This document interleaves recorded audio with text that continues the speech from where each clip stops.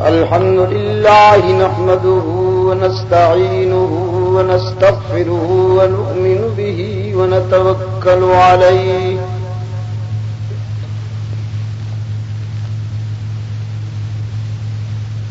ونعوذ بالله من شرور أنفسنا ومن سيئات أعمالنا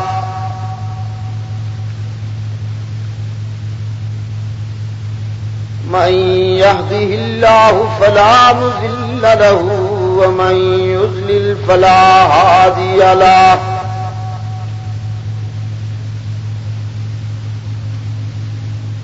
ونشهد أن لا إله إلا الله وحده لا شريك له ونشهد أن سيدنا ومولانا محمدًا عبده ورسوله المبعوث إلى الأسود والأحمر لتتميم مكارم الأخلاق لا يخلق نبي ولا رسول بعده ولا أمة بعد أمته ولا شريعة بعد شريعته ولا كتاب بعد كتابي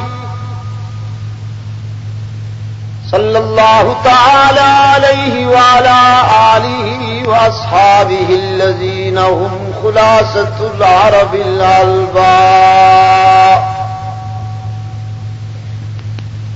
وخير الخلائق بعد الأنبياء وهم كالنجوم في السماء للاهتداء والاقتداء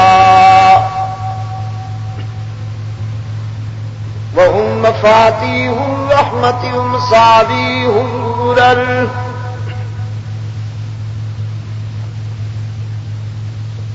ونشهد أن أمير المؤمنين وإمام المتقين وقاتل المشركين والمرتدين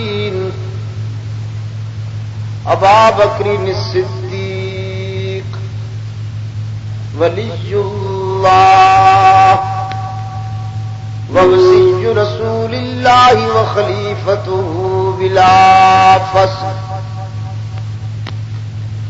أعوذ بالله من الشيطان الرجيم بسم الله الرحمن الرحيم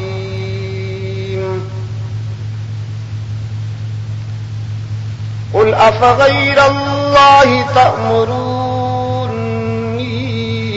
أعبد أيها الجاهلون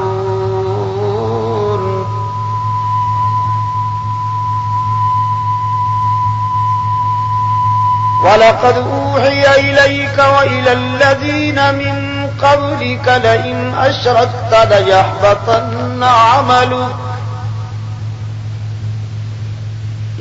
أَشْرَكْتَ لَيَحْبَطَنَّ عَمَلُكَ وَلَتَكُونَنَّ مِنَ الْخَاسِرِينَ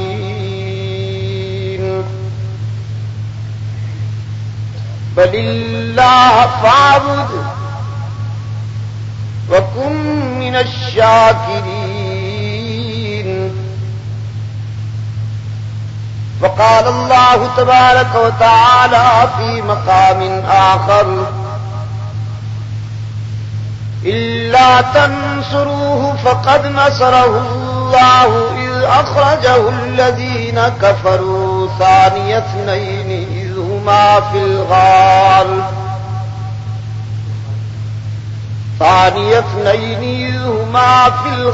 إذ يقول لصاحبه لا تحزن إن الله معنا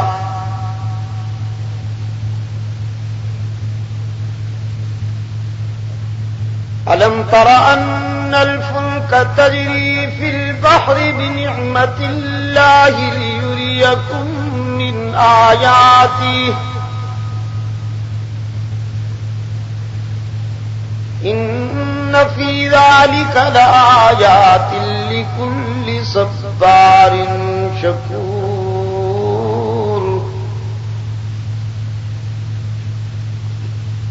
فإذا غشيهم موج كالظلل دعوا الله مخلصين له الدين فلما نجاهم إلى البر فمنهم مقتصد وما يجحد بآياتنا إلا كل ختار كفور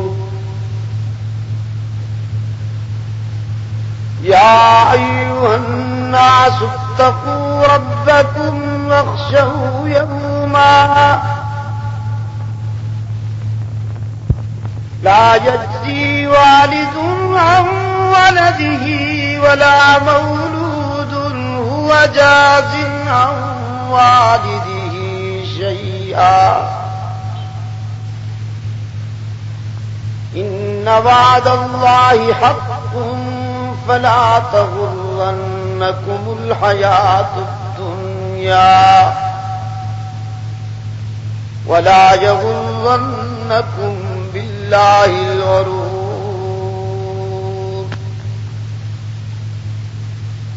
إن الله عنده علم الساعة وينزل الغيث ويعلم ما في الأرحام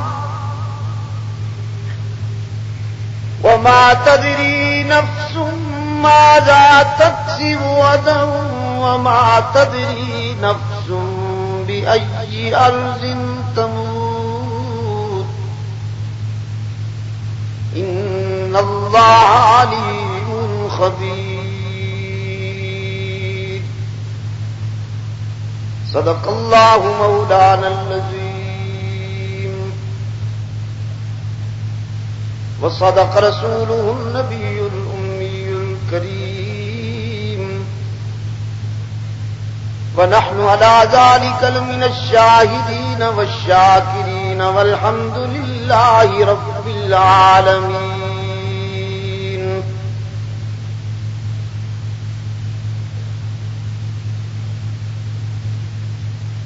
صدر محترم حضرات علماء کرام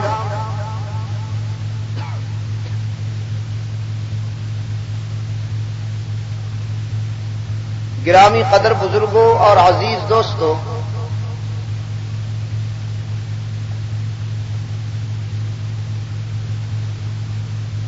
تقریباً 1 سال کے وقفے کے بعد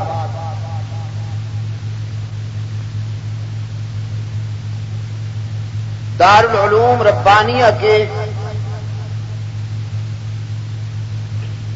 اس سالانہ تبلیغی پروگرام میں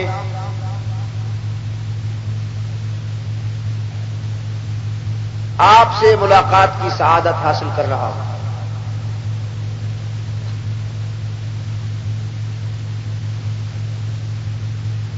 یہ پروگرام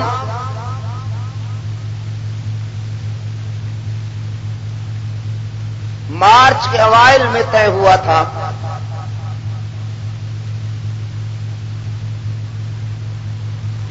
لیکن پھر مجھے انڈیا جانا پڑا اور اس دورے کی وجہ سے یہ مؤخر ہو گیا۔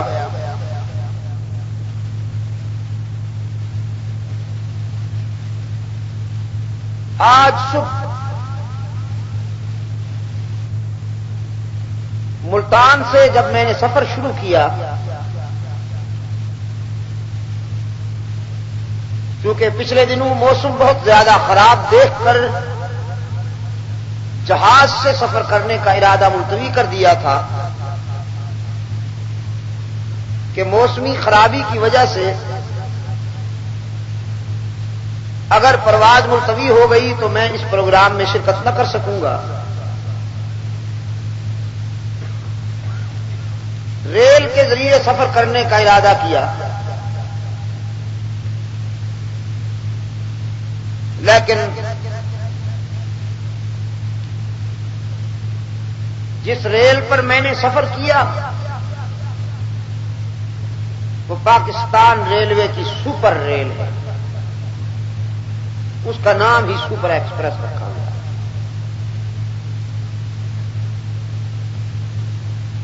اور اس کا سپر ہونے کا امیج اس سے ظاہر ہوتا ہے کہ وہ صرف ملتان سے لاہور تک 3 گھنٹے لیٹ ہے۔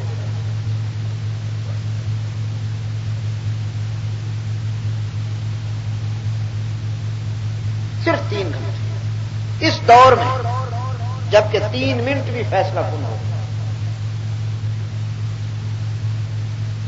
پھر لاہور سے راولپنڈی آتے ہوئے جو ذریعہ سفر اپنایا وہ 1.5 گھنٹے لے گئے۔ تاہم اللہ کا شکر ہے کہ میں زندہ شیدو پہنچ گیا۔ یہاں پہنچتے ہی وضو بنایا، نماز عشاء کے عنوان سے اللہ کے حضور سجدہ شکر ادا کیا اور آپ کی خدمت میں حاضر ہوں۔ مجھ سے پہلے میرے دوست نے یہ فرمایا کہ شاہ صاحب کی تقریر تو آپ کو سمجھ میں نہیں آئے گی کیونکہ اردو میں ہے، لیکن آپ خاموش بیٹھے رہے۔ یہ بڑی عجیب بات۔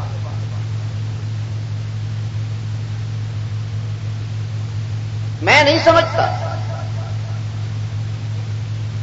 کہ آپ کو میرا بیان سمجھ میں نہ آئے۔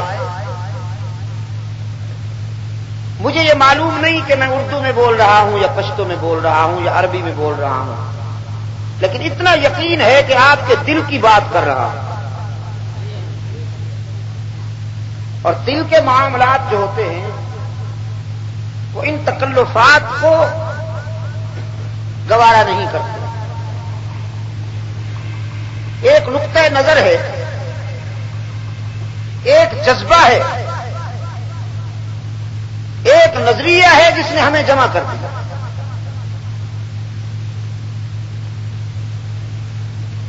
اور مجھے اللہ کی رحمت پر امید ہے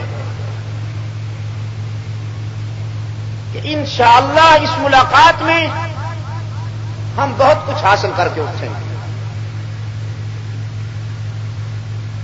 سپاس نامے کے عنوان سے مجلس تحفظ حقوق اہل سنت و جماعت شیدو کے کارکنان میں جن جذبات کا اظہار کیا، میں ان کا شکر گزار ہوں۔ میرے متعلق انہوں نے جو تعریفی جملے کہے ہیں وہ ان کا حسن ظن ہے، یہ کوئی کسر نفسی کی بات نہیں ہے۔ میں بالکل کمزور اور ناقص قسم کا آدمی ہوں، نہ علم ہے میرے پاس نہ عمل ہے۔ آپ حضرات نے میرے متعلق جو حسن ظن ظاہر فرمایا، میں اللہ سے دعا کرتا ہوں کہ اللہ مجھے آپ کے حسن ظن پر اور آپ کے توقعات پر پورا اترنے کی صلاحیت عطا فرمائے۔ کل پاکستان خلافت راشدہ کانفرنس کے انعقاد کے ضمن میں میں انشاءاللہ آپ کے اس مطالبے کو جماعت کے مرکزی اجلاس میں رکھوں گا، اور میں بہت حد تک پر امید ہوں کہ اللہ کے فضل و کرم کے ساتھ یہاں شیدو میں ایک مثالی خلافت راشدہ کانفرنس کے انعقاد میں ہم اور آپ ضرور کامیاب ہوں۔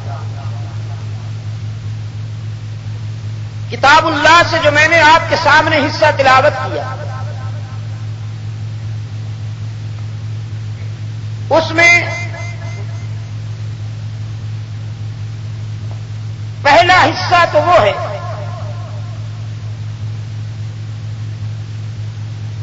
کہ جس میں رحمت عالم صلی اللہ علیہ وسلم کے موقف کی پختگی، عقیدے پہ استقامت،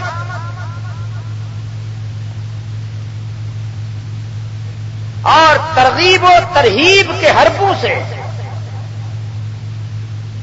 ڈرانے دھمکانے اور لالچ دینے والوں کو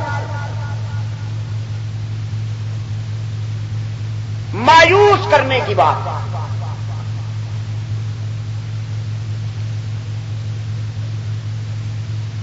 رحمت عالم صلی اللہ علیہ وسلم نے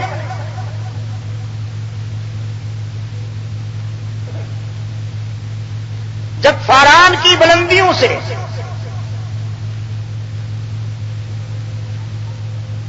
اپنا موقف پیش کیا اور آستانہ پرستوں کو دعوت توحید دی،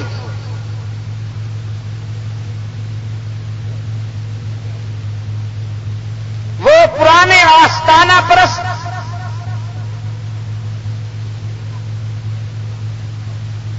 کہ جو سادہ لو انسانوں کی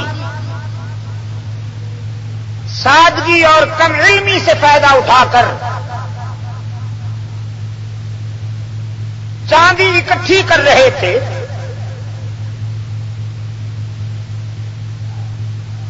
اور انسانی جبین کو آوارگیوں میں مبتلا کر رکھا تھا، رحمت عالم صلی اللہ علیہ وسلم کی ضرب الا اللہ نے ان کے اس کاروبار پر ضرب کاری لگائی.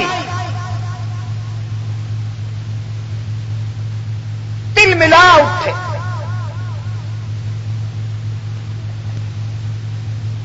تل ملا اٹھے اور رحمت عالم صلی اللہ علیہ وسلم کی خدمت میں انہوں نے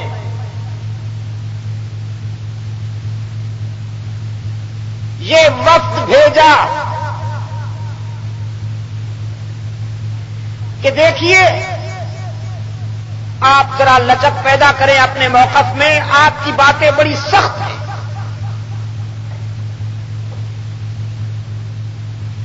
کچھ ہم آپ کی بات مانتے ہیں، کچھ آپ ہمیں برداشت کریں.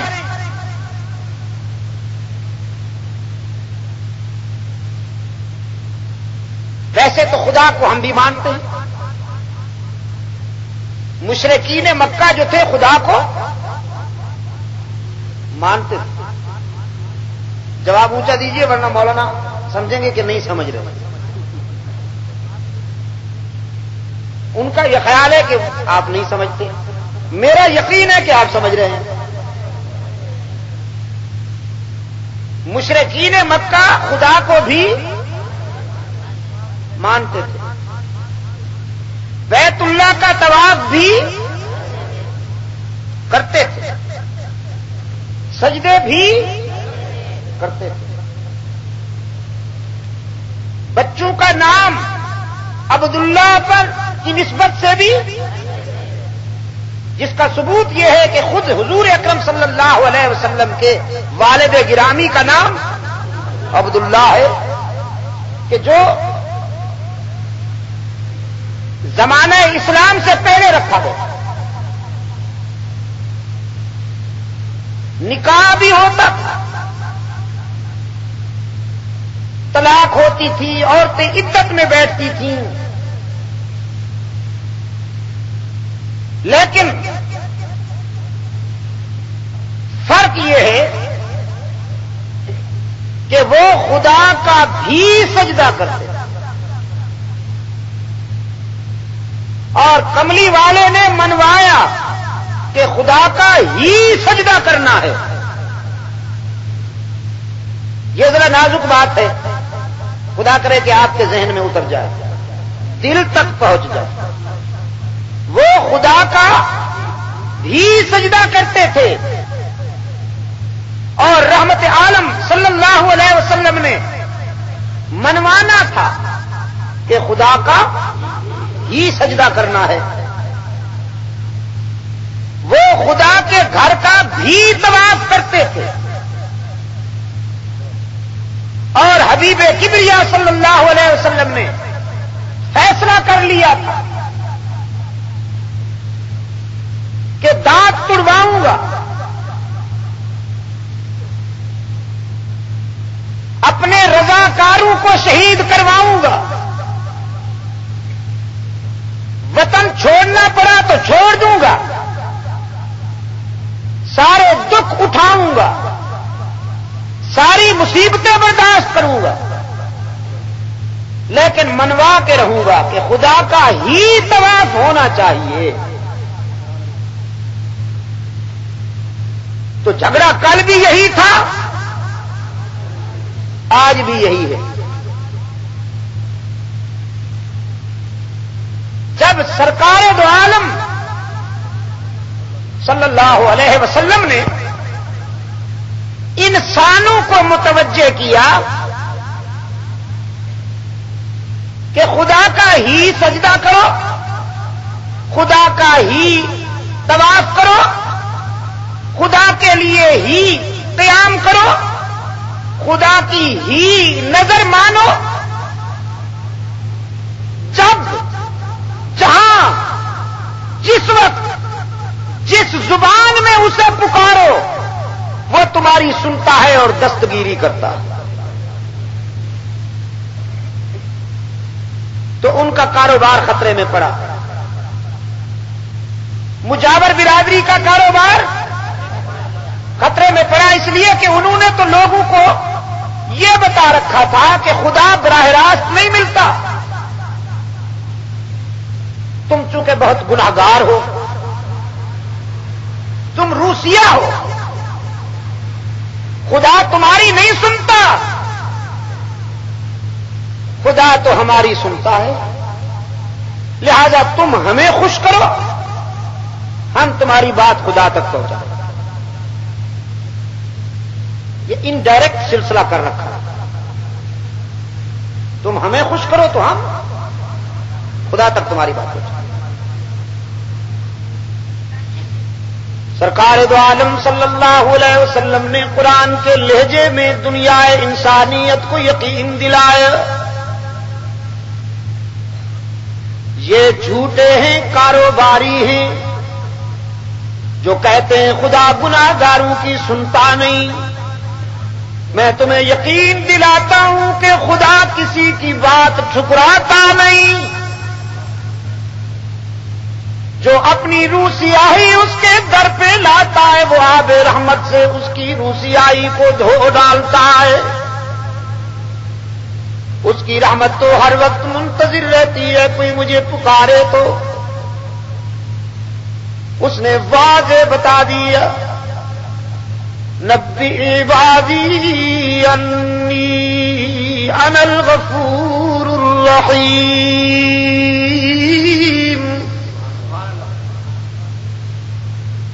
بتا دیجئے میرے بندوں کو جو اپنے گناہوں سے ڈرتے ہیں، مایوسیوں میں الجھے ہوئے ہیں، میرے محبوب نے بتا دیجئے تمہارے گناہ بہت ہے تو میری رحمت کا بھی کوئی ٹھکانہ نہیں، من یعمل سوءا او یظلم نفسه ثم یستغفر اللہ یجد اللہ غفورا رحیما، جس نے بہت زیادتیاں کی ہوں، جس نے زندگی کے سفر میں ہر قدم پہ ٹھوکر کھائی ہو، جس نے زندگی کا دامن گناہوں سے بھر لیا ہو، لیکن جب شرمندہ ہو کر میرے در پہ آئے گا، سر جھکائے گا، جب میرے در پہ آ کے آنسو بہائے گا، دامن پھیلائے گا، تو مجھے اپنے ماں باپ سے بھی زیادہ شفیق پائے گا۔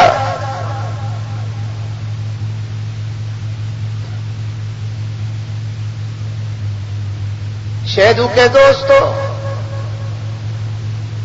رحمت للعالمین صلی اللہ علیہ وسلم کی اس موقف نے کاروباریوں کو پریشان کر دیا۔ کاروباری کل بھی پریشان تھے توحید کے تصور سے، اللہ انہیں شفائے کاملہ نصیب فرمائے، اللہ انہیں شفائے عاجلہ عطا فرمائے۔ دیکھیے ہم تو دعا کرتے ہیں، سچی بات،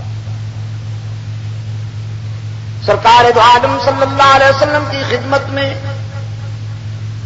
آ کے کہتے ہیں دیکھیے آپ کی باتیں بڑی سخت ہیں، ذرا نرمی پیدا کیجیے، کچھ ہم آپ کی بات مانتے ہیں، کچھ آپ ہمیں برداشت کیجیے، کبھی ہمارے میلے میں شریک ہو جایا کیجیے۔ یہ کبھی لات منات عزا حبل کے آستانے پر ہم وہ جمع ہوتے ہیں سالانہ، ہاں تو آپ بھی ذرا تشریف لایا کیجیے وہاں۔ رب العالمین نے فرمایا میرے محبوب قل افغیر اللہ تأمرونی اعبد ایھا الجاہلون، مایوس کر دیجیے ان بدبختوں کو اور دو ٹوک انداز میں فرمائیے تم نے میرے متعلق یہ کیسے سوچ لیا کہ میں اللہ کی عبادت میں کسی اور کو شریک برداشت کر لوں؟ رہی تمہاری بات تو پھر میں تمہاری بات سنوں یا عرش بری سے ہونے والی مسلسل تنبیہ کی طرف نظر رکھوں؟ تم لالچ بھی دیتے ہو، دھمکیاں بھی دیتے ہو، تم کہتے ہو اگر میں اپنے موقف میں ذرا لچک پیدا کر لوں تو عرب کی قیادت کی چابیاں میرے قدموں میں ڈال دو گے، اور تم کہتے ہو اگر میں نے تمہاری بات نہ مانی تو پھر تم سے بڑا دشمن بھی کوئی نہیں ہوگا۔ وَلَقَدْ أُوحِيَ إِلَيْكَ وَإِلَى الَّذِينَ مِن قَبْلِكَ لَئِنْ أَشْرَكْتَ لَيَحْبَطَنَّ عَمَلُكَ وَلَتَكُونَنَّ مِنَ الْخَاسِرِينَ۔ عرش بری سے مسلسل تنبیہ ہو رہی ہے میرے محبوب اگر آپ نے بھی میری ذات و صفات میں کسی اور کو شریک برداشت کر لیا تو میرا محبوب ہونے کے باوجود آپ بھی میری ناراضگی سے بچ نہیں سکیں گے۔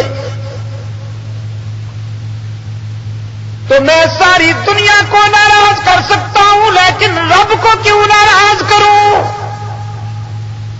اس کی خوشنودی کے لیے، اسے راضی کرنے کے لیے ساری مصیبتیں گوارا ہیں۔ تم جو کچھ کر سکتے ہو کرو۔ رب العالمین نے فرمایا میرے محبوب گھبرائیے نہیں، یہ سب دشمنی پہ تلے ہوئے ہیں، جو کر سکتے ہیں کر لیں، مگر میں نے تجھے ایسا دوست عطا کرنا ہے، میں نے تیرا ایسا رفیق منتخب کر لیا ہے کہ جس کی وفائیں تجھے ساری دنیا سے مستغنی کر دیں گی۔ عرش پر میں جزا دوں گا، فرش پر ابو بکر وفا کرے گا، عرش پہ میں نگرانی کروں گا، فرش پر ابو بکر پاسبانی کرے گا، وہ تیرے موقف کے لیے مار کھائے گا، تیری ازدواجی تنہائی کی ازالہ کے لیے اپنی بیٹی تیرے نکاح میں دے گا، تیرے مشن پر ساری دولت قربان کر دے گا، اور تو ہجرت پر روانہ ہوگا تو وہ اپنے کندھے پر اٹھا کے تجھے لے جائے گا، دنیا میں بھی ساتھ نبھائے گا، غار میں بھی ساتھ ہوگا، پھر مزار میں بھی تیرے ہم پہلو ہوگا، اور حشر میں بھی تیرے ساتھ اٹھے گا۔ میرے عزیز دوستو، جس طرح کے فرعونی سازشوں کو پیوند زمین کرنے کے لیے اللہ نے اپنے پیغمبر حضرت موسیٰ علیہ الصلوۃ والسلام کو ایک عصا عطا کیا، جو فرعونی دربار کے جادوگروں کے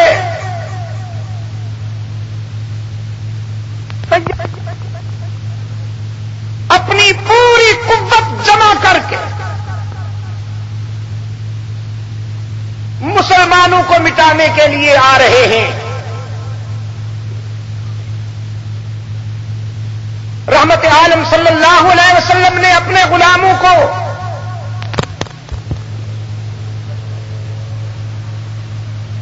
اب رسول اکرم صلی اللہ علیہ وسلم کے فرمان پر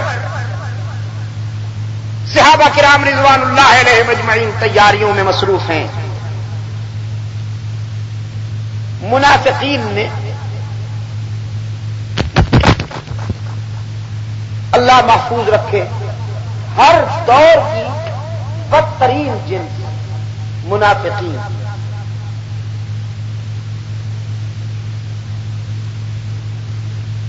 خدا اتنا کفار پر غضبناک نہیں جتنا منافقین پر غضبناک،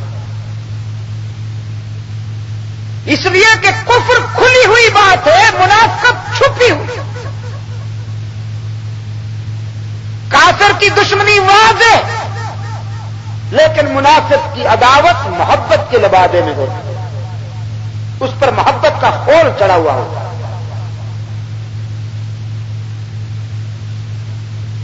منافقین نے مہم چلائی، کوشش کر رہے تھے کہ رسول اکرم صلی اللہ علیہ وسلم کے ساتھ اس غزوے میں بہت کم لوگ جائیں۔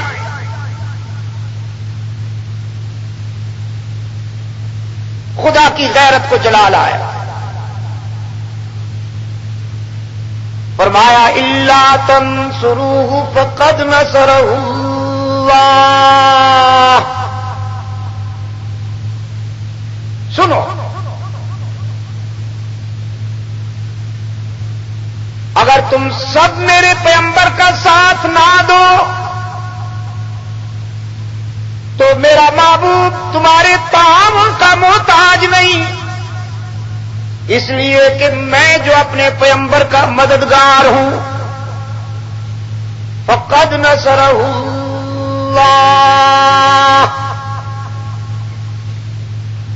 اللہ اپنے پیغمبر کی مدد کیا کرتا ہے۔ یہ دعوت تھا۔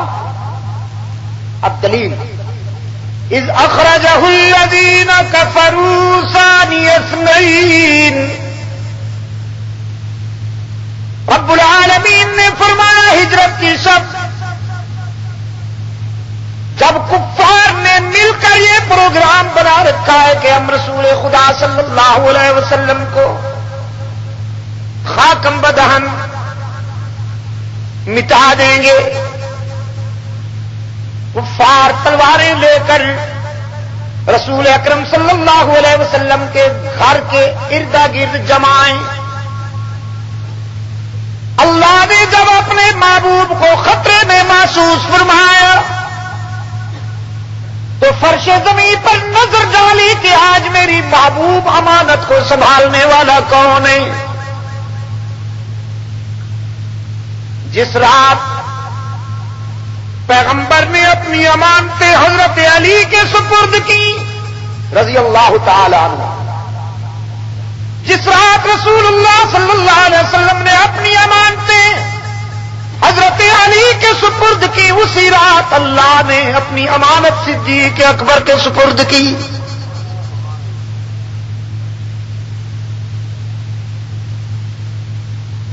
تو روتے ہیں پیغمبر کی زندگی میں صلی اللہ علیہ وسلم،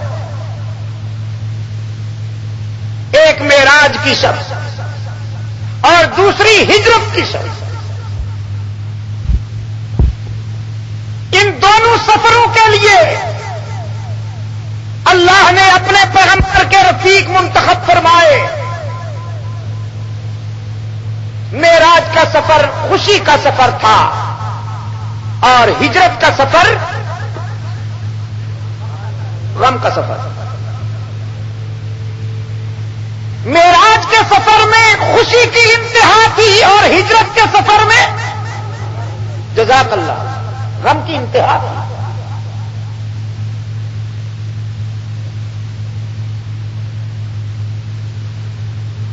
جس سفر میں خوشی کی انتہا تھی، جو خوشی کا سفر تھا، اس کا رفیق بنایا گیا حضرت جبرائیل امین، جو تمام فرشتوں کا سردار تھا، جو نوریوں کا سردار ہے، اور جس سفر میں غم کی حد تھی اس میں رفاقت کا اعزاز حضرت صدیق اکبر رضی اللہ تعالی عنہ کے حصے میں آیا۔ خوشیوں میں وفا کرنا مشکل ہے یا دکھوں میں وفا کرنا مشکل ہے؟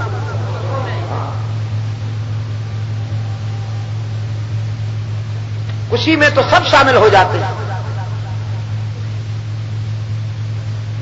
کیوں شیدو کے دوست؟ میں ابھی ہنسنے لگوں آپ بھی ہنسنے لگیں گے، لیکن اگر میری آنکھوں میں آنسو آ جائے تو آپ میں سے بہت کم حضرات ہوں گے کہ جو میرے آنسوؤں کا ساتھ دیں۔ صدیق اکبر نے رسول اللہ کے آنسوؤں کا ساتھ دیا۔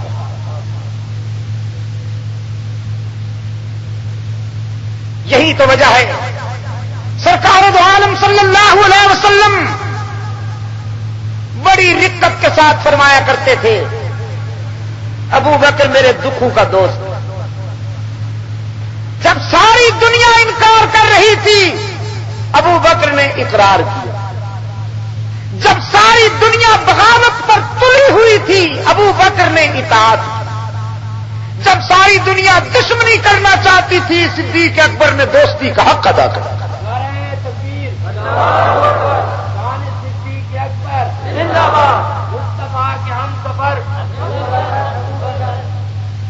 ابھی مجھے ذرا ان کا ذہن بنا لینے دیں۔ خلافت راشدہ کانفرنس تو چاہتے ہیں یہاں شیدو میں، پہلے وہ دروازہ تو بنائیے جہاں سے ہاتھی گزر کے آئے۔ ابھی تو تیاری ہو رہی ہے۔ میں یہ عرض کر رہا تھا عزیز دوستو، جو معراج کے سفر کا رفیق بنا وہ نوریوں کا سردار، اور جو ہجرت کے سفر کا رفیق بنا وہ انبیاء اور رسول کے بعد تمام انسانوں سے افضل۔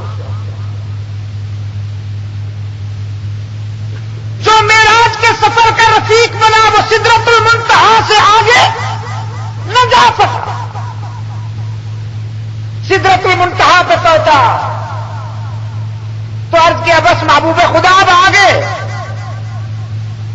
آگے نہیں چلوں گا، میری پرواز یہیں تک تھی، آگے جاؤں گا تو پھر جل جائیں گے۔ لیکن معراج کی شب جو رفیق بنا اس نے محبوب خدا کو کندھوں پر اٹھایا، اس نے غار میں حضور اکرم صلی اللہ علیہ وسلم کو اپنی گود میں سلایا، پھر غار سے مدینہ تک ساتھ آیا، پھر ہر غزوے میں، ہر دکھ میں، ہر خوشی میں، زندگی کے ہر قدم پر رسول اللہ کے ساتھ رہا۔ اور پھر جب رحمت عالم صلی اللہ علیہ وسلم نے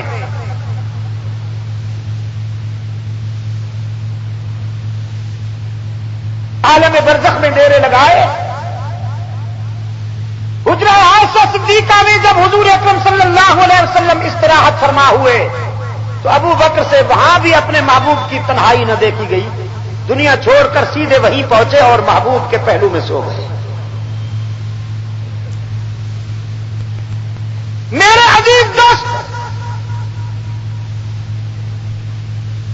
اللہ نے اپنے محبوب امانت جناب صدیق اکبر کے سپرد کی۔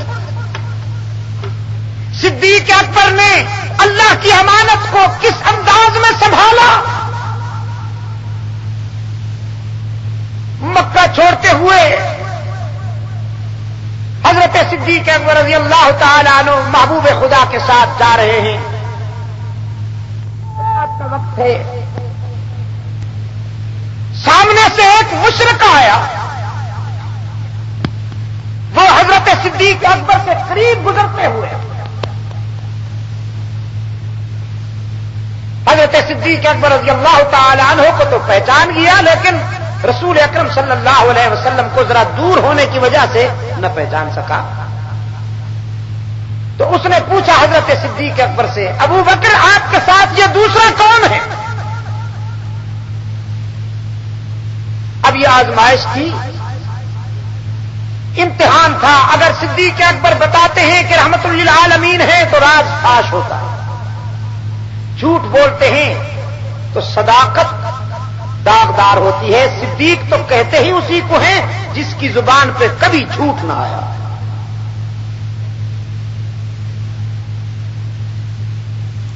اس مرحلے پر حضرت صدیق اکبر رضی اللہ تعالی عنہ کی فراست نے جواب ڈھونڈ لیا. فرمایا یہ جو میرے ساتھ دوسرا ہے رجل یہدی بالسبیل، یہ مجھے راستہ بتانے والا ہے. وہ مشرک تو فبہت الذی کفر ہو گیا. اس نے تو سمجھا کہ راستے کا پتہ نہیں تو کوئی راستہ بتانے والا حضرت صدیق اکبر نے ساتھ رکھا ہوا ہے.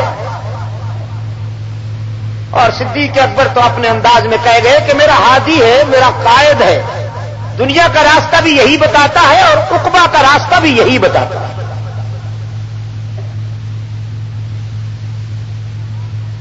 یہاں جناب صدیق اکبر رضی اللہ تعالی عنہ نے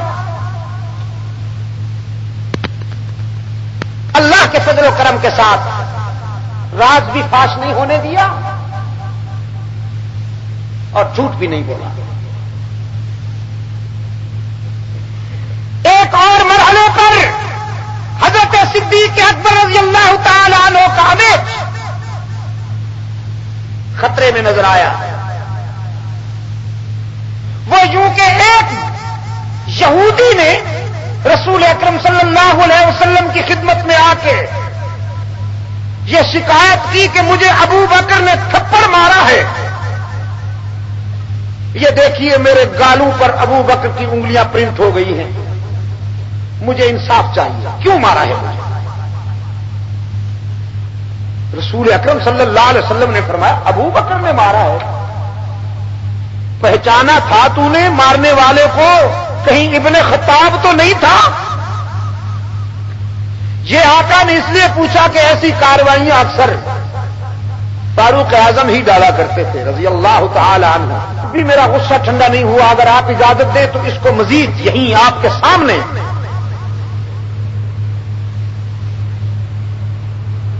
رسول اللہ صلی اللہ علیہ وسلم نے فرمایا مگر کیوں؟ ابو بکر آپ تو ایسا نہیں کیا کرتے. حضرت صدیق اکبر رضی اللہ تعالیٰ عنہ نے عرض کیا اللہ کے رسول اس نے بات ہی ایسی کر دی. یہ جمع تھے، میں ان کے قریب گزرا، ان کا اجتماع ہو رہا تھا، مجھے دیکھ کر انہوں نے طنزیہ لہجے میں کہا مسلمانوں کا خدا فقیر ہو گیا ہے، وہ ان سے قرضے مانگتا ہے، ہم خود غنی ہیں، ہمارا خدا بھی غنی ہے، مسلمان خود فقیر ہیں، ان کا خدا بھی فقیر. اس نے یہ بکواس کی، مجھ سے برداشت نہ ہوا. برداشت کی بھی کوئی حد ہوتی ہے. آگے بڑھ کے جو مارا تھپڑ اسے کلا بازیاں کھاتا ہوا کٹی ہوئی پتنگ کی طرح دور جا پڑا. حضرت صدیق اکبر رضی اللہ تعالیٰ عنہ انتظار کر رہے تھے کہ یہ اٹھے تو اس کی خدمت میں ایک دو تھپڑ اور پیش کر کے ثواب دارین حاصل کروں، لیکن ایک ہی تھپڑ اتنا نتیجہ خیز تھا کہ وہ اٹھ نہ سکا. شیدو کے دوستو، میں کہا کرتا ہوں شریف کو غصہ بہت دیر سے آتا ہے، لیکن جب آتا ہے تو پھر ساری قضائیں ادا ہو جاتی ہیں. آتا دیر سے ہے غصہ. باقی جو تھے وہ سب فکرو ہو گئے اور یہ اٹھ کر سیدھا رسول اکرم صلی اللہ علیہ وسلم کی خدمت میں آ گیا. سنیے، رحمت عالم صلی اللہ علیہ وسلم نے اس یہودی سے کیا پوچھا، کیا واقعی تم نے خدا کی شان میں یہ گستاخانہ جملہ کہا؟ وہ بدبخت فوراً مکر گیا، کہنے لگا نہیں جی بالکل نہیں کہا، مولا خوش رکھے، نہیں کہا. خدا کو تو ہم بھی مانتے ہیں، کیسے یہ جملہ کہہ سکتا ہوں؟ تکیہ کر گیا.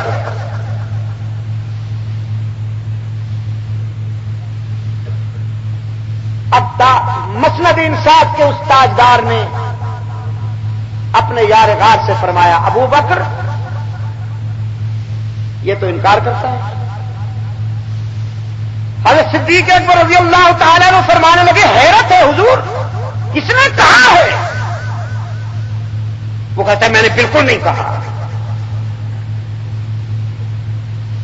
اب اللہ کے رسول صلی اللہ علیہ وسلم نے یہ نہیں فرمایا کہ ایک یہودی کے مقابلے میں میرا صدیق سچا ہے اور میں اس کی بات نہیں مانتا.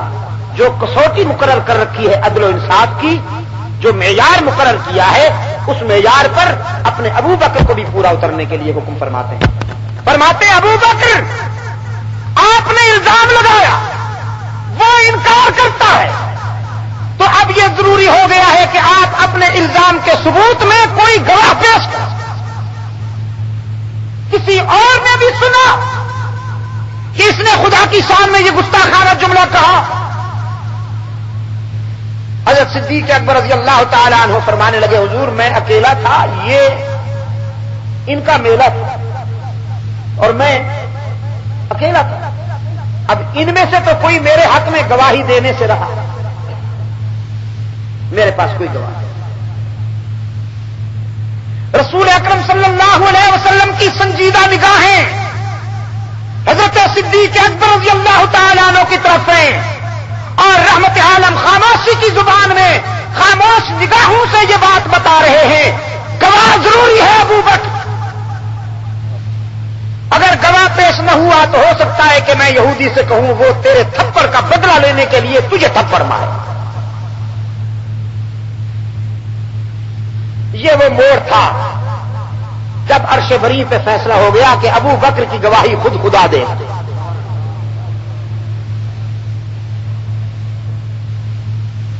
فرمایا لقد سمع اللہ قول الذین قالوا ان اللہ فقیر. لقد سمع اللہ قول الذین قالوا ان اللہ فقیر ونحن اغنیاء.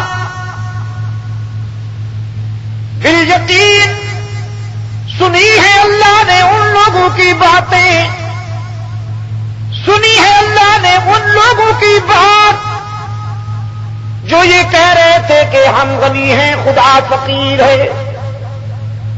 سنکتب ما قالوا، اور میرے پیغمبر یہ کوئی سنی سنائی ہوا میں اڑ جانے والی بات نہیں، ریکارڈ میں آنے والی بات ہے. یہ بات لکھی جانے والی ہے. رب العالمین نے واضح کر دیا ابو بکر کے موقف کی حمایت میں. اگر فرش والوں میں سے کوئی گواہی نہیں دیتا تو عرش والا گواہی دیتا ہے ابو بکر سچا ہے. تو وہاں بھی خود خدا وکیل صفائی بنتا ہے.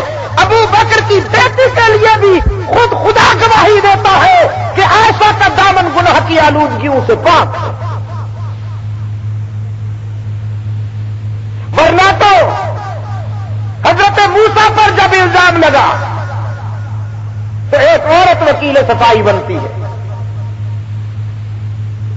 حضرت یوسف پر جب الزام لگتا ہے تو عزیز مصر کے گھر سے ایک بچہ وکیل صفائی بنتا ہے. حضرت مریم علیہ السلام پر جب الزام لگتا ہے تو حضرت عیسیٰ وکیل صفائی بنتے ہیں. اس کا مطلب یہ ہوا کہ حضرت موسیٰ پر، حضرت یوسف پر، حضرت مریم پر الزام لگانے والے بھی فرش والے تھے، وکیل بننے والے بھی فرش والے تھے. لیکن ابو بکر کی بیٹی پر الزام فرش والوں نے لگایا، وکیل صفائی عرش والا بن گیا.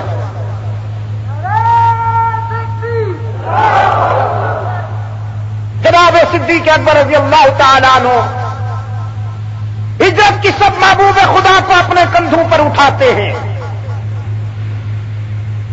بے شک سرکار دو عالم صلی اللہ علیہ وسلم نے حضرت علی کو اپنے کندھوں پر اٹھایا. بہت بہت بڑی عزت ہے، لیکن صرف حضرت علی ہی کی کیا بات ہے رضی اللہ تعالی عنہ، حشر کے دن حضور اکرم صلی اللہ علیہ وسلم پوری امت کا بوجھ اٹھائیں گے، بلکہ پوری انسانیت کا بوجھ اٹھائیں گے شافی بن کر، جب رحمت عالم صلی اللہ علیہ وسلم اللہ کے حضور پیش ہوں۔ انسانیت اس کو کیسے بھول جائے جس نے پوری انسانیت کا بوجھ اٹھایا، ابو بکر نے اس کو اپنے کندھوں پر اٹھایا۔ ایک بدبخت کہنے لگا ابو بکر نے اٹھایا تو کیا ہوا، حضور نے اونٹنی پر بھی تو سواری کی۔ میں نے کہا چلیے میں اسی اعتراض ہی کو دلیل عظمت بناتا ہوں۔ اس نے تو جناب صدیق اکبر کی اس عزت کو اور عظمت کو مٹانے کے لیے یہ کہا کہ حضور اکرم صلی اللہ علیہ وسلم نے اونٹنی پر بھی تو سواری کی۔ میں اسی سے صدیق کی عظمت کا عنوان لاتا ہوں۔ ہمارا ایمان ہے حضور اکرم صلی اللہ علیہ وسلم نے جس اونٹنی پر سواری کی، قیامت تک کوئی اونٹنی اس اونٹنی کا مقابلہ نہیں کر سکتا۔ وہ اپنی جنس میں ممتاز و بلند و بالا ہو گئی، اور جس انسان پر رسول اللہ نے سواری کی ہے وہ انبیاء اور رسول کے بعد پورے انسانوں میں ممتاز و بلند و بالا ہو گیا۔ قیامت تک کوئی انسان اس انسان کا مقابلہ نہیں کر سکتا جس کے کندھوں پر امام الانبیاء نے سواری کی۔ میرے عزیز دوستو، اب تعالیٰ نے اس سفر کو اپنے دعوے کی دلیل کے طور پر پیش کرتے ہوئے فرمایا،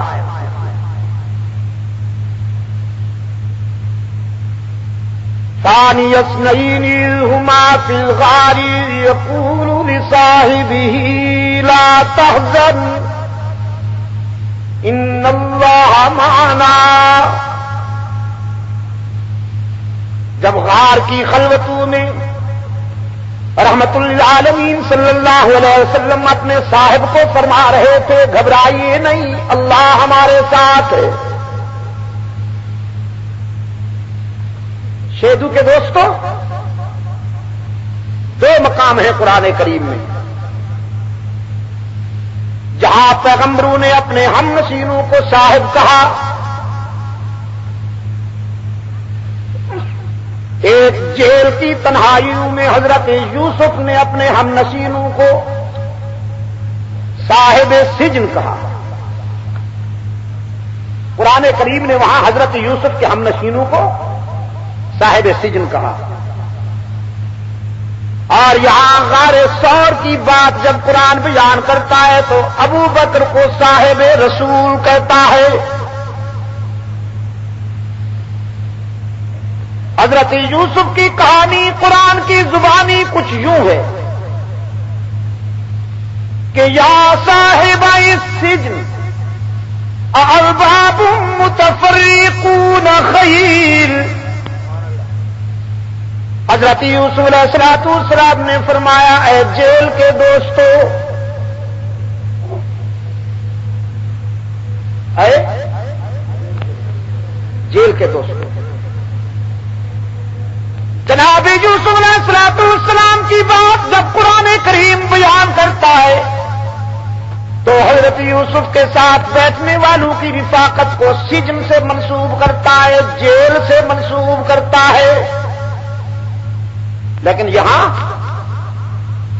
غار ثور کے خلوت نشینوں کی رودات جب قرآن بیان کرتا ہے تو اذ یقول لصاحب الغار نہیں، اذ یقول لصاحبہ لا تحزن ان اللہ معنا۔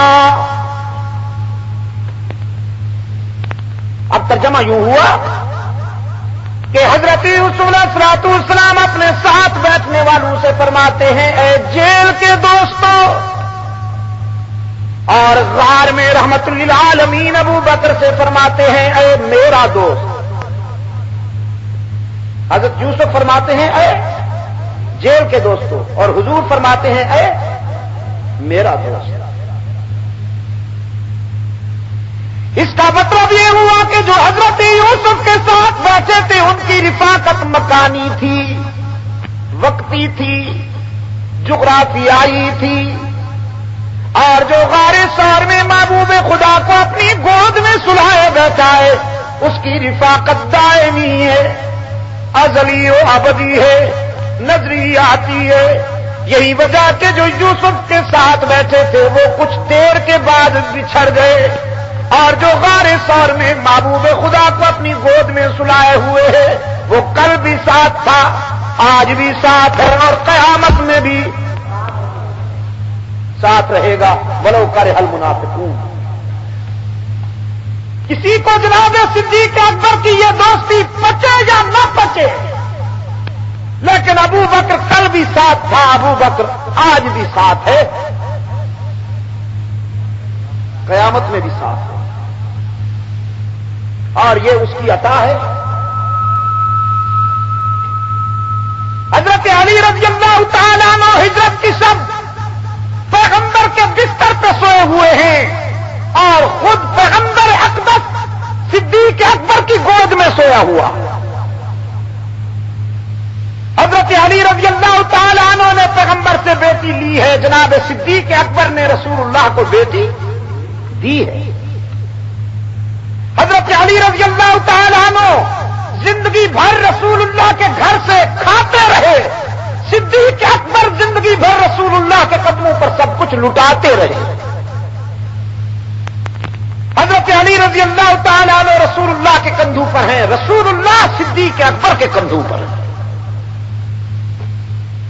میرے عزیز دوستو، کوئی حد ہے؟ آج بھی اگر آپ حضرت علی رضی اللہ تعالیٰ عنہ کو تلاش کریں تو نجف اشرف کی طرف جانا پڑے گا، ابو بکر کو تلاش کریں تو آج بھی محمد عربی کے پہلو میں نظر آئے. وہ کل بھی ساتھ تھا، آج بھی ساتھ ہے. اس لیے صدیق اکبر رضی اللہ تعالیٰ عنہ کے رضاکار یہ سلوگن اپنائے ہوئے ہیں، مصطفیٰ کا ہم سفر ابو بکر ابو بکر. میرے عزیز دوستو، جناب صدیق اکبر رضی اللہ تعالی عنہ کو محبوب خدا صلی اللہ علیہ وسلم نے تسلی دیتے ہوئے فرمایا، گھبرائیے نہیں میرے یار. وہ دو کیوں گھبرائے جن کا تیسرا پروردگار ہوا. اور گھبراہٹ کیا تھی؟ سانپ کے ڈسنے پر بتقاضا بصریت حضرت صدیق اکبر رضی اللہ تعالیٰ عنہ جب زہر کے اثرات محسوس کرتے ہیں اور آنکھوں سے بے ساختہ قطرے ٹپکتے ہیں جو محبوب خدا صلی اللہ علیہ وسلم کے چہرے انور پر پڑے، یہ آنسو بھی دنیا میں منفرد بن گئے. کسان کے آنسو دھرتی پر، طالب علم کے آنسو کتاب پر، بابو کے آنسو میز پر، ابو بکر کے آنسو رسول اللہ کے چہرے پر صلی اللہ علیہ وسلم. فاستيقظ النبي صلی اللہ علیہ وسلم، سرکار دو عالم صلی اللہ علیہ وسلم نے آنکھیں کھول لی. فقال ما يبكيك يا ابا بکر، آقا نامدار نے فرمایا ابو بکر آپ کو کس نے رلایا؟ عرض کرتے ہیں لدغنی حیا، محبوبم میں محسوس کرتا ہوں کہ سانپ نے ڈس لیا ہے. رحمت عالم صلی اللہ علیہ وسلم فرماتے ابو بکر دو دشمن محاذ پر ہیں، یہ جان کا دشمن ہے، کچھ غار کے دہانے پر کھڑے ہیں، وہ ایمان کے دشمن ہیں. اس جانی دشمن کے حملے کا علاج تو میں کرتا ہوں اللہ کے فضل کے ساتھ. لعاب دہن حضرت صدیق اکبر رضی اللہ تعالیٰ عنہ کے پاؤں کی اس جگہ پہ لگایا جو مار گزیدہ تھی جہاں سانپ نے ڈسا تھا.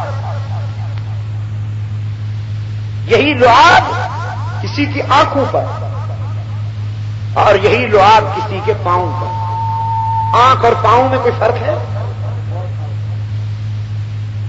غزوہ خیبر کے موقع پر جب حضرت علی رضی اللہ تعالیٰ عنہ کو پکارا گیا تو آشوب چشم کی شکایت کی. سرکار دو عالم صلی اللہ علیہ وسلم نے حضرت علی رضی اللہ تعالیٰ عنہ کی آنکھوں پر اپنا لعاب مبارک لگایا تو درد ختم ہوا. جناب صدیق اکبر رضی اللہ تعالیٰ عنہ کے پاؤں پر یہی لعاب مبارک لگا تو زہر کے اثرات ختم. فرمایا یہ تو میں نے کر دیا، جو دشمن غار کے منہ پر کھڑے ہیں ان کا علاج اوپر والا کر. رب العالمین نے فرمایا میرے محبوب اپنے یار غار سے کہہ دیجئے گھبرائیے نہیں، صداقت و نبوت کا ملاپ میں نے کیا ہے. ساری دنیا سازشیں کرے کوئی نبی و صدیق کو جدا نہیں کر سکتا. میں جو تمہارا نگران ہوں. لا تحزن کہا گیا، لا تخف نہیں. اگر جناب صدیق اکبر رضی اللہ تعالیٰ عنہ کو اپنی جان کا خوف ہوتا تو قرآن لا تخف ضرور کہتا. حضرت موسیٰ علیہ الصلوۃ والسلام کی ماں کو اپنی جان کا خوف تھا تو قرآن نے کہا لا تخافی ولا تحزنی. نہ اپنی جان کا خوف کر نہ اپنے بیٹے کے لیے گھبرا. لیکن یہاں چونکہ صدیق اکبر کو اپنی جان کا خوف تھا نہیں، اگر کوئی گھبراہٹ تھی تو یہ کہ اس مرحلے پر محبوب سے کہیں جدا نہ ہو جائے. لا تحزن کہا یہ تو تھی قرآن کی بات. اب ایک اور عقل کی بات کرنا. عقل کے دوستوں سنو اور عقل کے دشمنوں کو خدا شفا عطا فرمائے. وہ مرثیے کی ماری ہوئی جنس کہتی ہے وہ جو غار میں چیختا تھا ہم اس کو جانشین پیغمبر مان لیں. یہ سیاہ پگڑی والے لمبے جبے والے آج کل بڑا ان کو دورہ پڑا ہوا ہے کہ بھائی بھائی ہو رہے ہیں. ہم نے کہا بالکل ہم بھی تیار ہیں. تم اپنے کرتوتوں سے توبہ کر لو.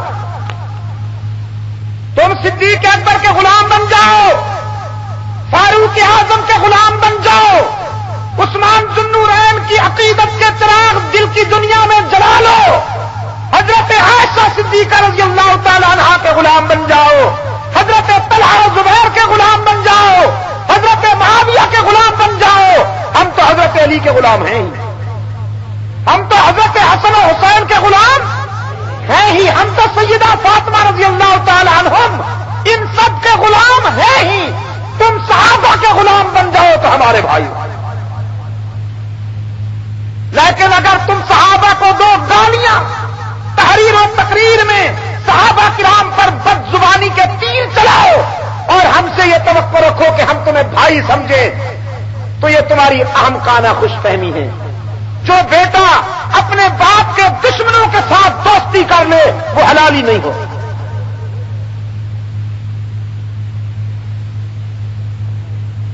کہتے صاحب جو غار میں چیختا تھا ہم اس کو نبی کا جانشین مانے. شہدو کے دوستوں ابو جہل اینڈ کمپنی لمیٹڈ غار سور کے دہانے پر کھڑی ہے اور اتنے قریب تھے. حدیث میں آتا ہے کہ اگر وہ اپنے پاؤں کی طرف نیچے دیکھتے تو شاید ان کی نظر پڑ جائے. اگر صدیق اکبر رو رہے تھے چیخ رہے تھے جیسے کہ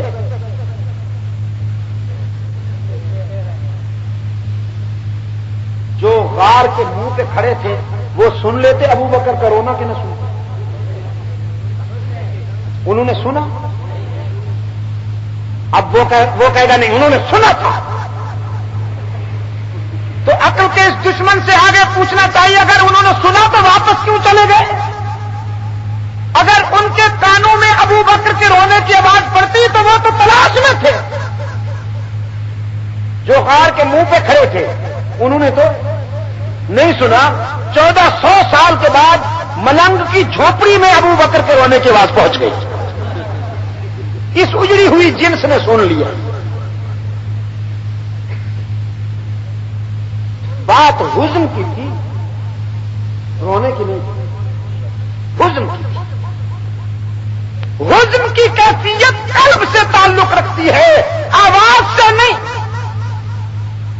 بے شک کبھی کبھی حزن کی کیفیت آواز کی شکل میں بھی ظاہر ہو جاتی ہے، لیکن اہل دل کے ہاں یہ بڑی نفیس کیفیت ہے جو دل سے تعلق رکھتا ہے۔ اس لیے حق تعالی نے تسلی دی۔ دنیا سازشیں کرے لیکن اللہ نے فیصلہ کر لیا ہے کہ نبی اور صدیق قیامت تک جدا نہیں ہو سکتے۔ فطرت مسکرا رہی تھی، ابو بکر آج دشمن پیغمبر کے ہیں، پہرا تو دے رہا، پھر قیامت تک دشمن تیرے ہوں گے، پہرا محمد کے خدا کا ہوگا۔ 3 راتیں تو نے رسول اللہ کے ساتھ وفا کی ہے، قیامت تک رسول اللہ تجھے اپنے پہلو میں سلائیں گے۔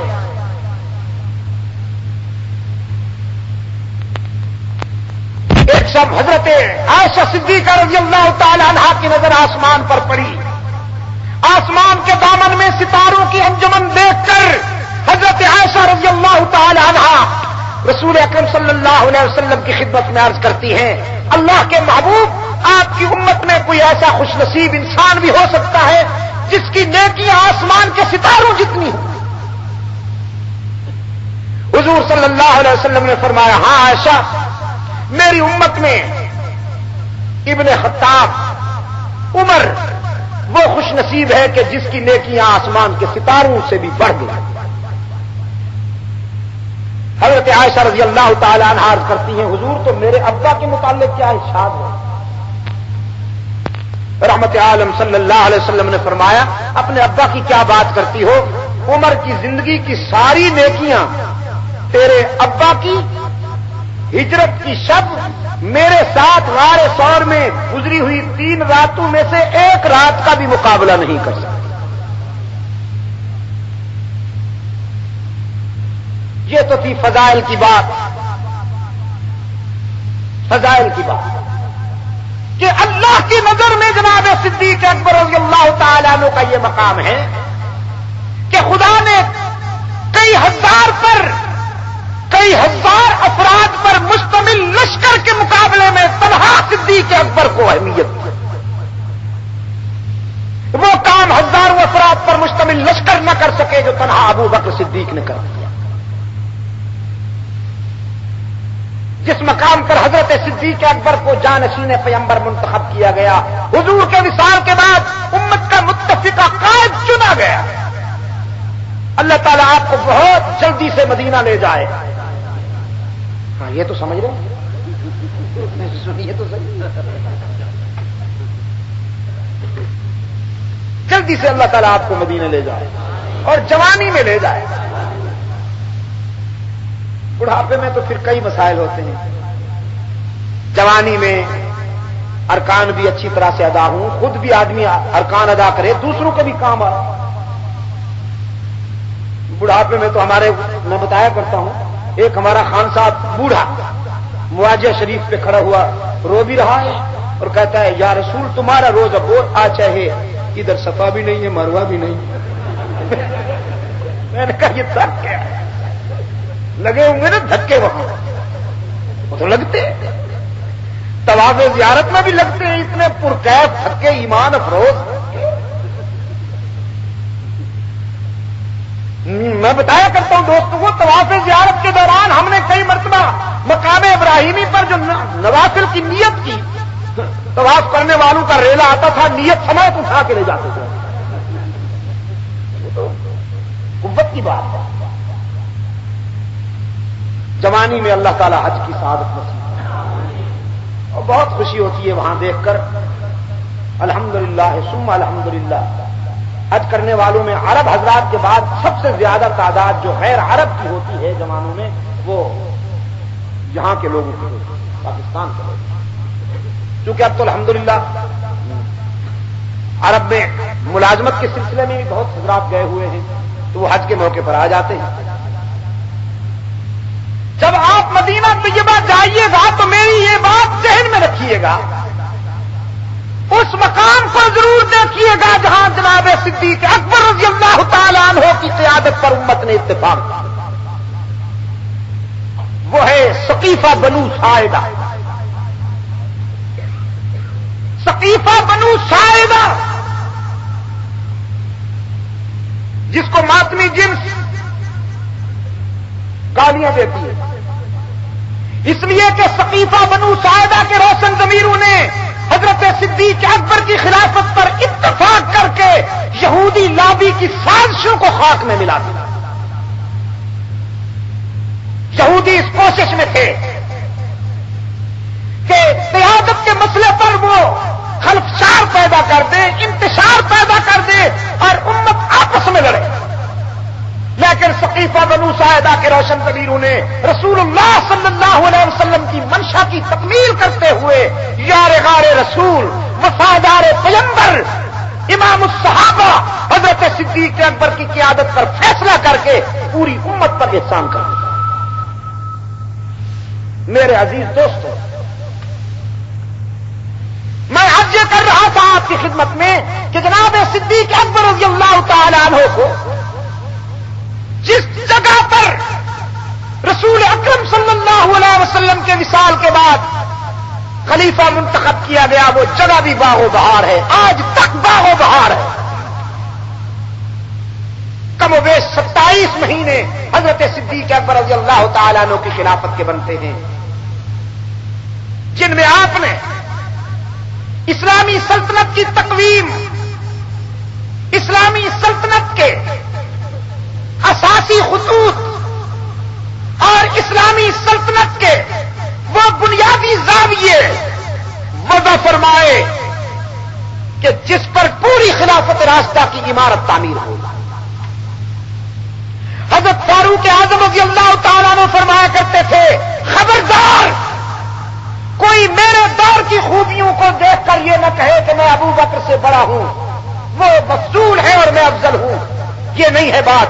میری جتنی بھی کامیابیاں ہیں وہ صدیق اکبر کے دور کی مرہون منت ہیں. اگر ابو بکر کی بنیاد صحیح نہ ہوتی تو میں اوپر والا کام نہیں کر سکتا. یہ راتوں کو جاگنے کے واقعات جو آپ حضرت فاروق اعظم رضی اللہ تعالیٰ عنہ کی سیرت طیبہ میں سنتے ہیں, یہ ادا بھی فاروق اعظم نے حضرت صدیق اکبر سے سیکھی. فرماتے ہیں ایک شب میں نے دیکھا کہ ایک آدمی نے بھاری مشق اٹھائی ہوئی ہے کندھے پر, رات کی تنہائی میں مدینہ کی گلیوں میں جا رہا ہے. میں چپکے سے اس کے پیچھے پیچھے چلتا رہا کہ دیکھوں کہاں جاتا ہے. وہ رات کا مسافر ایک ایسی بیوہ کے گھر میں گیا جس کا خاوند میدان جنگ میں شہید ہو گیا تھا. اس کے مٹکوں میں پانی ڈالا اور خالی مشق کندھے پہ رکھ کے اندھیرے میں غائب ہو گیا. حضرت عمر رضی اللہ تعالیٰ نے فرماتے ہیں میرے دل میں سوال چھوڑ گیا کہ یہ ہے کون. میں سوچتا رہا. ایک مرتبہ پھر اتفاق ہوا لیکن میں معلوم نہ کر سکا. فرماتے ہیں اب میں نے فیصلہ کر لیا تھا کہ اگر کبھی پھر یہ شخص نظر آیا تو ضرور معلوم کروں. فرماتے ہیں ایک شب اور پھر اتفاق ہو گیا. وہی آدمی میں نے دیکھا مشق اٹھا کے جا رہا ہے. میں اس کے پیچھے پیچھے چلتا رہا. جب اس نے مشق اس بیوہ کے مٹکوں میں پانی الٹ دیا اور واپس جانے لگا, فاروق اعظم فرماتے ہیں میں نے اس کے دامن سے پکڑا, اس کے چہرے سے نقاب ہٹائی اور پوچھا آپ کون ہیں. فرماتے ہیں میں نے نقاب بھی ہٹا دی تھی اور پوچھ بھی لیا کہ آپ کون ہیں, لیکن غور سے دیکھا تو سنسنی طاری ہو گئی. میں کانپنے لگا اس لیے کہ میں نے جس کے چہرے سے گستاخی کے ساتھ نقاب اٹھائی تھی اور گستاخی کے ساتھ پوچھا تھا کہ آپ کون ہیں, وہ کوئی عام آدمی نہیں, رسول اللہ کا جانشین صدیق اکبر تھا رضی اللہ تعالی عنہ صلی اللہ علیہ وسلم,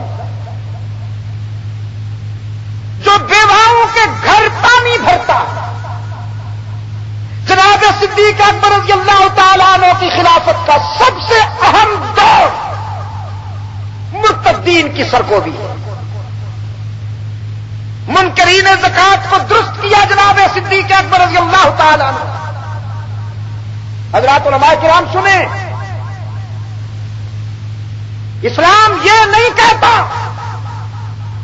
کہ اگر کوئی امت کے جمہوری مزاج سے ہٹ کر زکات دینے کا علیحدہ طریقہ اختیار کرتا ہے تو ان کے لیے سیپریٹ آرڈیننس بنا دیا جائے.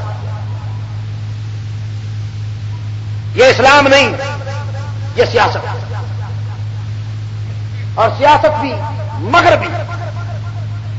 اسلام یہ ہے کہ امت کے جمہوری مزاج کے ساتھ جو اسلامی ارکان کی ادائیگی میں شامل نہیں ہوتا اس کو ترے کے ساتھ صحیح کر دو، اس کو کچل کے رکھ دو جیسے صدیق کے اکبر نے کچل کے رکھ دو. آپ یہ سن کر حیران ہوں گے عزیز دوستو کہ پورے دور رسالت میں مختلف غزوات و سرایا میں جتنے مجاہدین شہید نہیں ہوئے جتنے صدیق اکبر کے دور خلافت میں منکرین ختم نبوت کی سرکوبی کے لیے مجاہدین شہید ہوئے. پورے دور رسالت میں شہداء کی تعداد اتنی نہیں بنتی جتنی منکرین ختم نبوت کی سرکوبی کے لیے حضرت صدیق اکبر کی خلافت میں شہداء ہیں. عقیدہ ختم نبوت اساس ہے، اسلام کی روح ہے. آج جناب صدیق اکبر رضی اللہ تعالیٰ عنہ کی سیرت کا یہ پہلو سب سے زیادہ اجاگر کرنے کی ضرورت ہے. جس دور میں بھی کوئی داعی اٹھے اور نبوت کا دعویٰ کرے، ہر مسلمان کا فرض ہے کہ وہ صدیق اکبر کی سنت پر عمل کرے، چاہے وہ رعایا ہو یہاں کے. لیکن یہاں ہم کیا دیکھ رہے ہیں کہ مولانا محمد اسلم قریشی کو دن دہاڑے غائب کر دیا گیا. اس کا قصور یہ ہے کہ وہ رسول اللہ صلی اللہ علیہ وسلم کی نبوت ختم نبوت کے منکرین کے خلاف کھلی تلوار تھا.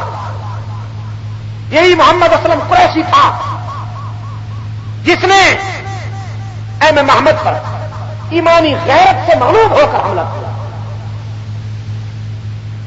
ایم محمد کو تو آپ جانتے ہیں، وہ قادیانی لابی کا مرکزی آدمی ہے، چودھری ظفر اللہ خان کے مقابلے کا آدمی ہے. چودھری ظفر اللہ خان، پروفیسر عبدالسلام، ایم محمد، یہ مرزا طاہر جو اب خلیفہ ہے. اور عجیب بات ہے کہ قادیانی بےمان اور منصوبہ بندی کمیشن کا چیئرمین. نتیجہ یہ نکلا کہ ملک کی معیشت اور اقتصادیات کے وہ بنیادی خطوط اس نے سب قادیانیوں کے قدموں میں ڈال دیا. آپ دن بھر پتھر کوٹیے، آپ دن بھر روڈ پر پسینہ بہائیے اپنے بچوں کے رزق کے لیے، اور وہ آرام کے ساتھ سونے میں کھیلتے ہیں، خاموشی کے ساتھ. ذرائع ہی ایسے ہیں ان کے کہ روپیہ کھچ کے پہنچتا ہے ان کے پاس. وہ لانتی وزیر خارجہ بنا ظفر اللہ خان، اس نے بین الاقوامی سطح پر مرزائیت کے فروغ سے پاکستانی سفارت خانوں میں قادیانیوں کی اندھا دھند بھرتی کی، اور مبلغین کو اس نے باہر بھیجا، جس سے کہ افریقہ میں قادیانی مبلغین سے جو لوگ یہ سمجھ کے مسلمان ہوئے کہ ہم مسلمان ہو رہے ہیں، حالانکہ وہ قادیانیت کی گود میں چلے گئے. اب جب ان کو پتہ چل رہا ہے کہ مرزا غلام احمد قادیانی نے تو نبوت کا دعویٰ کیا ہے اور وہ دائرہ اسلام سے خارج ہے، پاکستان کی اسمبلی یہ فیصلہ کر چکی ہے، تو اب وہ دوبارہ اسلام قبول کر رہے ہیں. یعنی ایک مرتبہ وہ قادیانی ہوئے تھے، اب وہ مسلمان ہو رہے ہیں. میرے عزیز دوستو، قادیانی نہ صرف یہ کہ اسلام کے دشمن ہے، پاکستان کے بھی دشمن. ان کے خلیفہ نے یہ پیشین گوئی کی کہ یہ تقسیم عارضی ہے، یہ دوبارہ اکھنڈ بھارت بنے گا. ہم اس لیے حکمرانوں سے یہ بات کہتے ہیں کہ ان کو اسلامی اصطلاحات استعمال کرنے سے روکا جائے، مسجد کے نام پر عبادت گاہوں کی اجازت نہ دی جائے۔ مولانا محمد اسلم قریشی کو جمعہ کے دن دھاڑے غائب کر دیا گیا۔ آج تک 2 مہینے سے زیادہ عرصہ گزر گیا ہے، اس کے بچے، چھوٹی چھوٹی بچیاں دروازے پر اپنے ابو کے انتظار میں روتی رہتی۔ جب کوئی فوت ہو جاتا ہے تو نفسیاتی طور پر انسان مطمئن ہو جاتا ہے کہ چلو وہ فوت ہو، لیکن یہ ایک ایسی اذیت ناک کیفیت ہے کہ خدا کسی کو مبتلا نہ کرے۔ اور انتظامیہ مسلسل تال مٹول سے کام لے رہی ہے سیال کو۔ میرے عزیز دوست، جناب صدیق اکبر رضی اللہ تعالی عنہ نے اسلامی تاریخ کے زرین ابواب ترتیب دے کر 27 مہینے کا کامیاب دور گزارنے کے بعد اس دنیا کو خیر باد کہا۔ کفن بھی دھلا ہوا پہن کے دنیا سے گیا، دھلا ہوا کفن پہن کر۔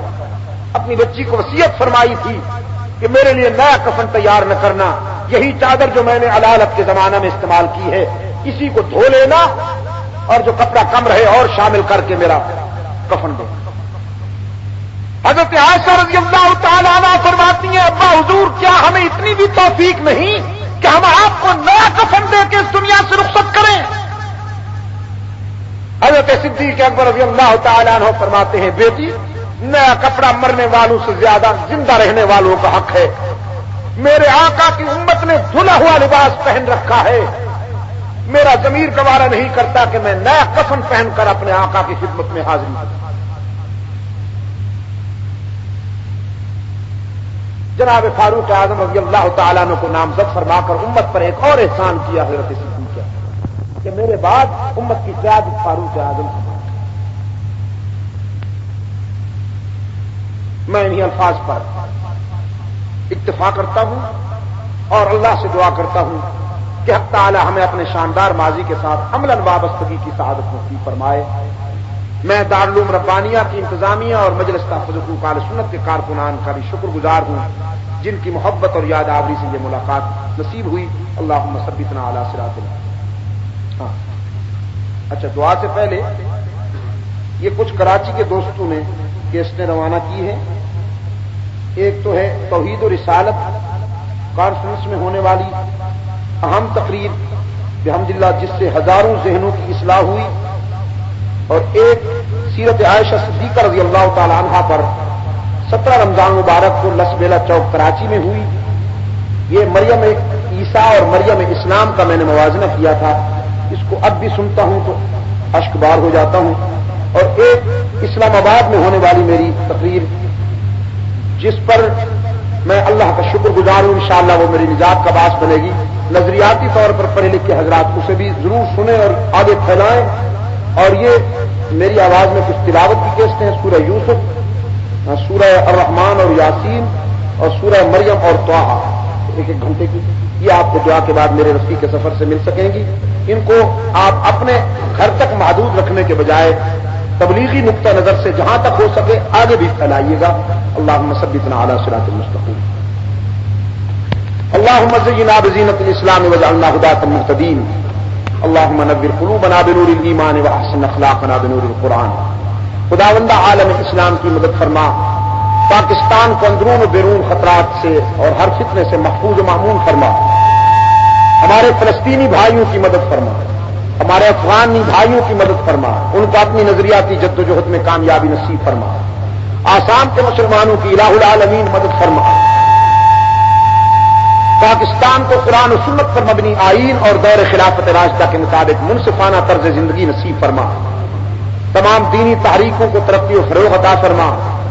مسئلہ ختم نبوت کی حفاظت کے لیے مجلس تحفظ ختم نبوت کو الہ العالمین کامیابی نصیب فرما۔ تبلیغ کے لیے ہماری تبلیغی جماعت کو حضرت مولانا محمد الیاس رحمۃ اللہ علیہ کی تحریک کو کامیابی نصیب فرما۔ قرآن و سنت کی اشاعت و تبلیغ کے لیے اشاعت توحید و سنت کو کامیابی نصیب فرما، اور تحفظ ناموس صحابہ کے لیے اہل سنت و جماعت مسلمانوں کے ملی اور قومی حقوق کی نگہداشت کے لیے مجلس تحفظ حقوق اہل سنت و جماعت کو الہ العالمین کامیابی نصیب فرمائے۔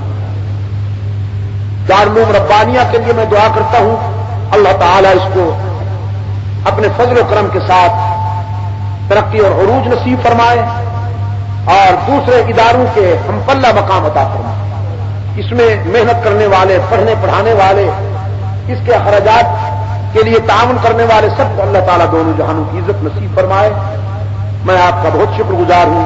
اگر زندگی رہی تو انشاءاللہ کل اکوڑا پھٹک میں بات ہوگی۔ اللہم صلی علی سیدنا و مولانا محمد النبی امی۔